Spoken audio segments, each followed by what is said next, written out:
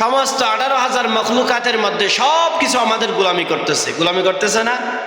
মাছ আমাদের গোলামি করতেছে, আমরা মাছ খাই। শাক সবজি আমাদের গোলামি করতেছে, আমরা শাক সবজি খাই। জমিন আমাদের গোলামি করতেছে, আমরা জমিনে শ্বাস করি কি করি না? করি। গরু ছাগল আমাদের গোলামি করতেছে, আমরা গরুর গোশত খাই, ছাগলের গোশত খাই। চাউল আমাদের গোলামি করতেছে, আমরা চাউল দিয়ে ভাত রান্না করে খাই। সমস্ত কিছু আমাদের গোলামি করতেছে, কিন্তু আমরা নাফরমান গোলামি করি না কার? অথচ আল্লাহ সব কিছু দিচ্ছে আমাদেরকে, সব কিছু আল্লাহ আমাদেরকে দিচ্ছে, কিন্তু আমরা ওই আল্লাহর গোলামি করি না। তাহলে আমাদের মতো বড় মুনাফিক আর আছে?